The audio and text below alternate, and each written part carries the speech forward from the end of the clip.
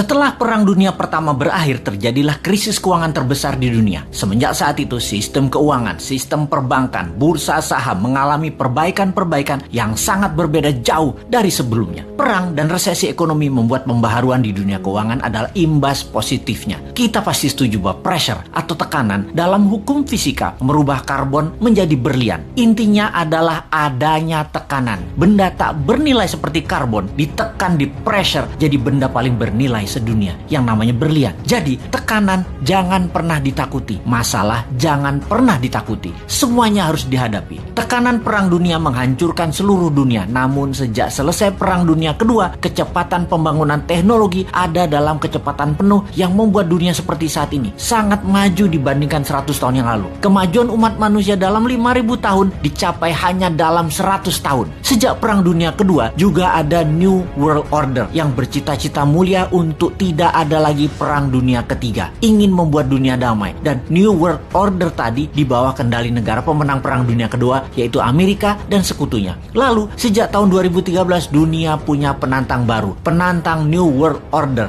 namanya Tiongkok. Selama 300 tahunan Tiongkok menguasai perdagangan. Tiongkok kemudian dikerjain sama Eropa di awal abad 20, dihajar Jepang, sehingga dalam 200 terakhir penjajahan Eropa membawa kemunduran bagi Tiongkok. Deng Xiaoping kemudian punya ambisi besar, yaitu rebut kembali perdagangan dunia di bawah kendali Tiongkok. Dan kemudian faktanya adalah dalam 40 tahun, sejak tahun 1989 hingga saat ini, Tiongkok membuktikan telah menjadi negara perdagangan nomor 1 di dunia lagi. Menjadi negara kedua terkaya di bawah Amerika. Dan di tahun 2013, Tiongkok mulai ekspansi ekonominya. Strategi mencaplok ekonomi itu namanya BRI atau Belt Road Initiative, atau juga dikenal dengan nama lain, OBOR, One Belt One Road. Dunia diikat atau di belt menjadi satu, semuanya ke arah Beijing. Negara di bawah Tiongkok diperlakukan seperti provinsinya Tiongkok, sampai menggunakan yuan mata uangnya. Banyak negara Afrika, Asia, Amerika Latin yang mulai dikendalikannya. Memang ekonominya negara tersebut terlihat maju, tetapi hanya fisiknya saja yang maju, yaitu gedung, jalanan, namun kedaulatannya terambil, terutama uangnya. Sungguh, darahnya ekonomi adalah uang, dan uangnya itu harus pakai yuan. Di tahun 2016, seorang sontoloyo yang namanya Trump menang presiden di Amerika, dan selama 4 tahun terjadilah perang dagang yang dimenangkan Amerika secara telak. Tiongkok tidak tinggal diam. Globalis cabal yang sejak lama bersama mereka memilih presiden lemah yang namanya Biden dan dimenangkan. Amerika mendadak menjadi mitra Tiongkok kembali saat ini. Pada saat PKC, Partai Komunis Tiongkok, beberapa minggu yang lalu ulang tahun ke-100, Xi Jinping dengan berani mengatakan akan memenggal kepala negara yang berani membuli Tiongkok, akan mengambil kembali Taiwan, Hong Kong, dan Macau. Bukan one country two system, tetapi one country Tiongkok only, dan menyiapkan 1000 silo tempat peluncuran roket berhulu ledak nuklir. Saat ini dunia dalam keadaan Perang Dunia Ketiga melawan virus akan menjadi perang militer Perang Dunia Ketiga sesungguhnya. Pernyataan sederhana dari pakar intelijen yang mengatakan, kalau Amerika tidak serang Tiongkok sekarang, mendiamkan Tiongkok sampai 10 tahun ke depan, Amerika tidak akan pernah menang perang dengan Tiongkok. Tiap tahun Tiongkok akan semakin kuat dan semakin kuat. Indonesia bagaimana? Pepatah gajah berkelahi dengan gajah, pelanduk mati di tengahnya. Jangan sampai terjadi. Amerika dan Tiongkok berperang, jangan sampai Indonesia jadi pelanduk mati di tengahnya. Kita harus segera berdaulat. Ambil kesempatan ini untuk berdaulat. Inilah masa yang tidak ada lagi yang terbaik dibandingkan masa ini. Pertama, Bappenas membuat perhitungan dengan rinci. Berapa cost accountingnya untuk Indonesia menjadi negara superpower di tahun 2045? Berapa biayanya? Buat 3 step. Menjadi negara berdikari di tahun 2025, menjadi negara maju 10